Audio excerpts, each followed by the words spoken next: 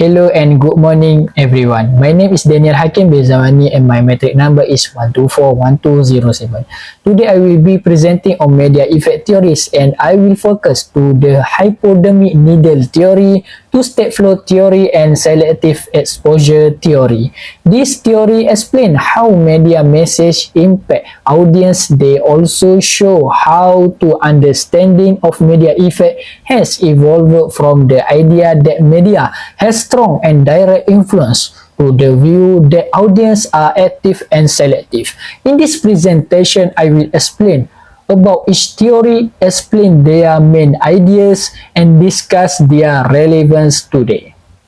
Media effect theories focus on how mass media influence people's attitude, belief, and behaviors. First, the hypodermic needle theory, also known as the magic bullet theory, state that media messages have a very powerful influence. These messages are delivered directly to a passive audience, producing immediate and uniform states.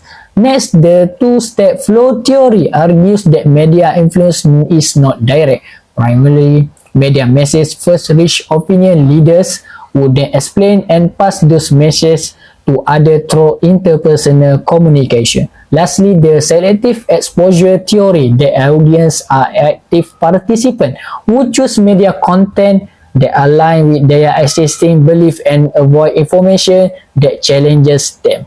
Together, this theory show a progression from strong media effect to limited and conditional effects. Hypodermic needle theory.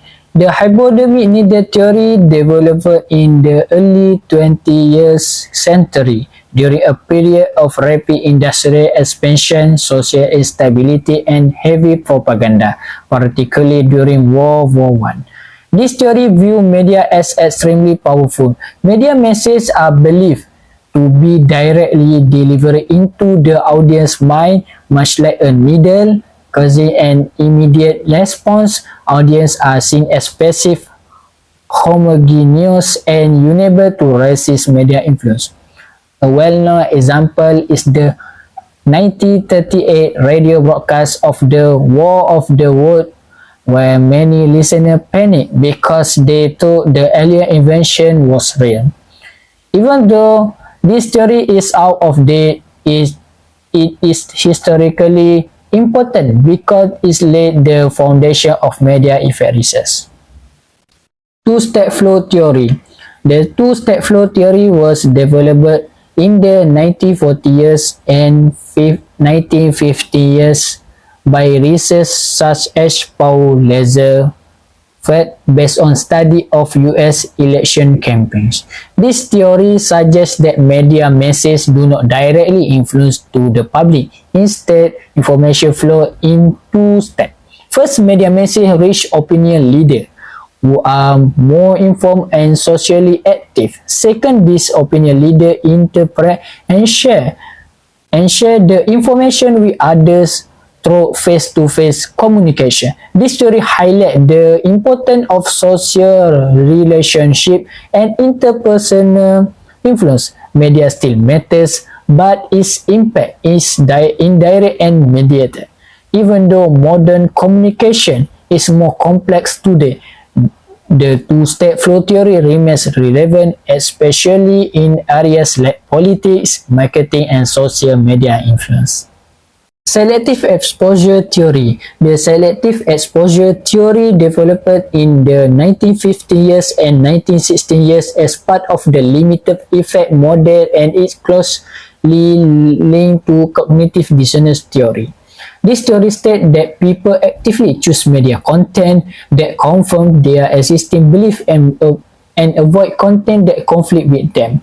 As a result, media often strengthen attitude rather than changing them. For example, people with conservative political view may prefer conservative news outlet, while liberal audience choose liberal-oriented media.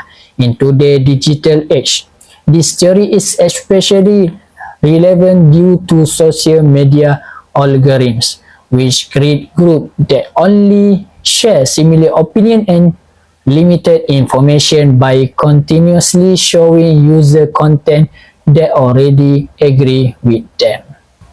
In conclusion, these three theories show how our understanding of media effect has evolved over time. The hypodermic needle theory emphasizes strong and direct media power, while the two-step flow theory introduced the role of social interaction and opinion leader. The selective exposure theory further highlight the active role and audience and physiological factors in media consumption.